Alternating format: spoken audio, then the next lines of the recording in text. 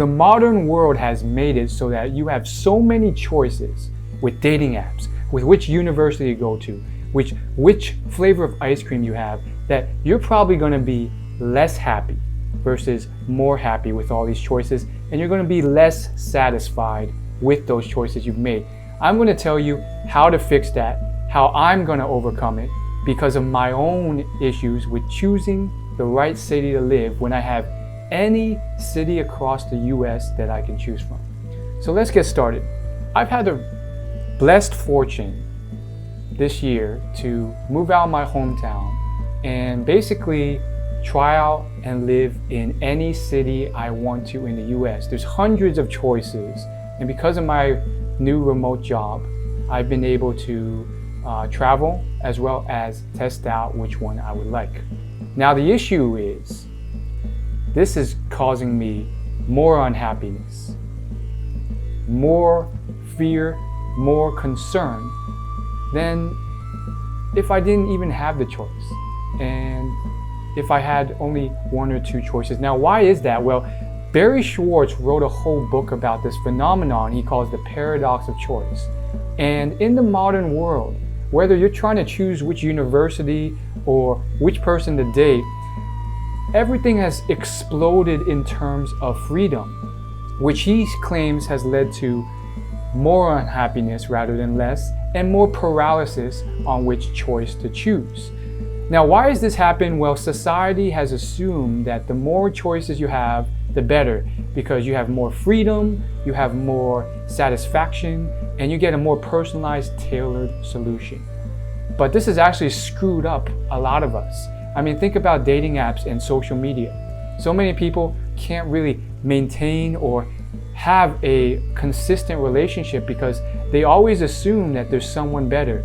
In fact, Logan Ury wrote a whole book on this called How to Not Die Alone. She mentions 3 tendencies from her clients, one of which is called the optimizer. And the optimizer is constantly trying to see if there's someone else better out there. And that's so easy to do when you can throw on Tinder or Hinge or Bumble, and there's always another person who could theoretically be 5% cuter or more interesting or more smart or more caring. So you never end up settling down.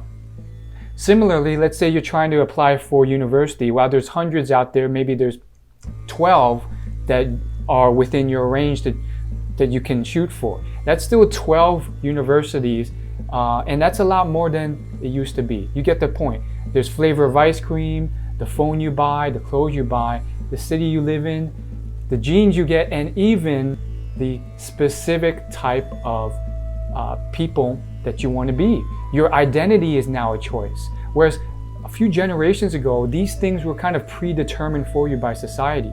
Whereas now, you get to choose to have kids before or after you finish grad school, later in your career or afterwards, how many kids, and all those things used to be kind of determined for you. Everyone had kids at this age and got married at this age. So with all these choices, it adds a lot more stress and takes up a lot more brain power, to the point where even once you choose the choice, you feel unhappy. Now, why is that? Well, Barry claims it's a few things. The first is opportunity cost. Every time we make a choice, because there's so many choices, we wonder, hey, maybe I could have made a better choice. Maybe I screwed up. And I could have been doing this instead. I could have gone to this university. Could have gone to University of Miami or University of North Carolina. You don't always know with more choices. Even the small things like buying ice cream with 100 different flavors, you're wondering maybe there was a better flavor for me. So even though you probably got an entree that was really good, you feel less happy afterwards. Whereas back in the day, you may have only had 5 items on the menu to choose from or less, or you were basically told, here's the only pair of jeans you can get, and you just kind of have to deal with it. Now the burden of responsibility, and this is the second thing that's causing it, the burden of responsibility has shifted from the person, the organization, society choosing for you, to now you choosing. Because Back in the day, you had one pair of jeans to choose from. Now there's boot cut, straight cut, relaxed cut, athletic cut, tapered. And with all these things, you wonder if you chose the wrong one. And even though you probably walked out of the store with a better, more tailored pair of jeans, you always wonder if you had made the right choice, because now the responsibility is for you. And with certain things that are more important decisions, like a life partner or healthcare, that becomes an issue. Even in healthcare, the decision has now shifted from an expert who has all this knowledge, a doctor making that decision for you. Now the physician is oftentimes told to make that a set of options. Here are your choices, here are the risks, what path do you want to take? And you're like, I don't know, you're the expert, you tell me. And the doctor says, well, I'm not you, which choice do you want to take? Here are the risks, here are the outputs. It's wrong to assume that because you have all these choices, you'll make the right choice. Society has kind of programmed this idea. Maybe it's not society, it's culture, it's businesses, whoever. They assume that the more choices you have, that you'll make the best choice for yourself. You'll get the better, more personalized, tailored outcome. But people make misinformed choices all the time, especially people who are just average or part of the mobs of masses, because they're not the most well informed about these things. Think about all the people who pursue happiness in the wrong ways. They spend years, decades chasing money or drugs or whatever. And then once they get the money, they are still unhappy. And they thought, oh, once I get the money or the fame, I'd be happy. They made a decision that was wrong. So not only is the society not perfect in assuming that more choices are better, but when we make these choices, we may not get the right outcomes, and we may be stressed all this time about thinking about this. Now, bringing this back to me and my story here, I've been able and lucky to try out so many different cities over this last year, from Charlotte, North Carolina, to Tennessee, to Atlanta, to New York City, to Tampa, to Miami. And it's been an amazing, enriching, and sometimes very scary adventure. The issue is, am I more happy or less happy than back when I was forced to live in my hometown for so many years? Now, the thing is, I was probably more concerned and more anxious about making the wrong choice. Now, I have a freedom that most people don't have, which is to be able to choose all these different places. And yet, my expectations increase, because that's what choices do. My expectations increase. So I felt like, oh, my dream city has to be really good, really dope. And so I was stressed because every city had its issues. This city was dirty. This city had a lot of traffic. I wanted a place with a lot of people and activities, but that comes with a lot of commute time and traffic. You can't get both. And then, this city, there's mean people. This other city, it's not as cold as New York, but New York has this nice transport system and a better girl-guy ratio and more stuff to do.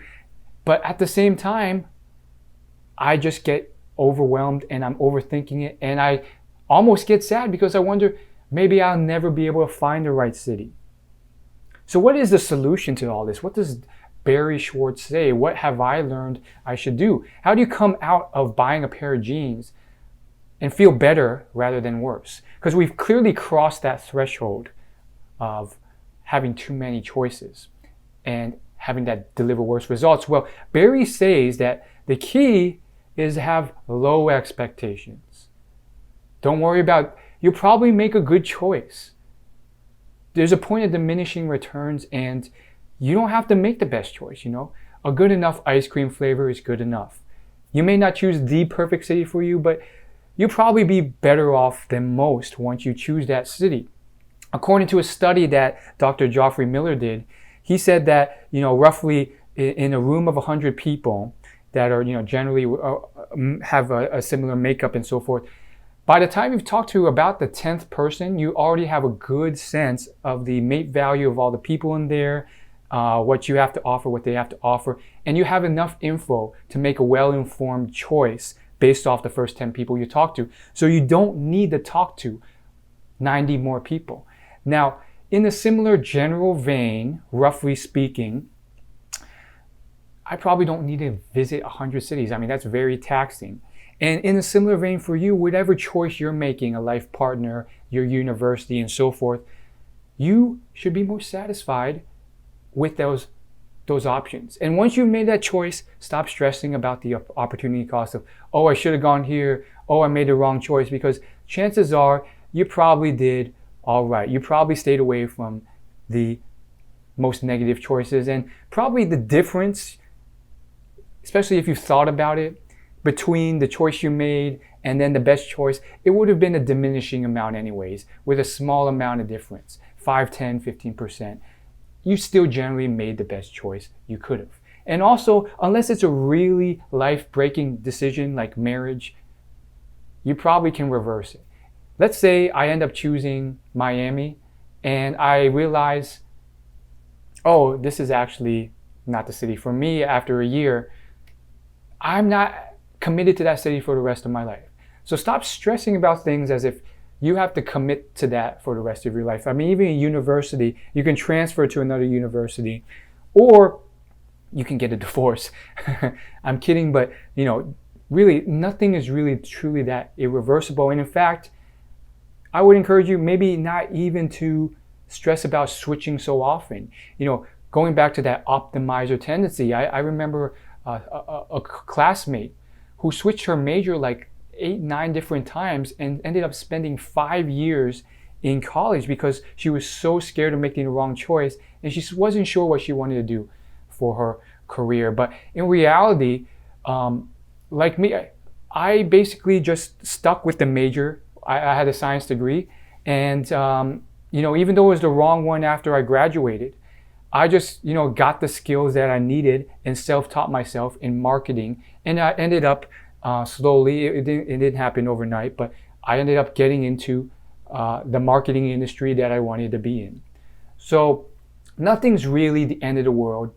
Don't stress about the opportunity cost. And just to recap and summarize, yes, the responsibility shifts to you to make that choice, which sucks. But sometimes reducing those choices works. Triangulating and getting the best decision from the most credible experts you can to make an informed decision helps. And making that choice effectively and having those low expectations also helps. Greater choices do lead to greater expectations, and it's sometimes eliminates that pleasant surprise because our expectations are so high that there really isn't no surprise. We're expecting that this decision is going to be so great because we have so many choices now. And some businesses are aware of this already, and they are already structuring their price offerings to maximize your customer satisfaction. A great example is Vanguard, one of the largest investment organizations in the world for retirement funds and other such things. And they found that people are 10% less likely to get started investing at all when they are presented with too many retirement and investment fund options. Therefore, they have intentionally made an effort to reduce those fund options to get more people to invest. So stop stressing. Obviously, make a good informed choice, but chances are you'll do well, and have a great day. Subscribe.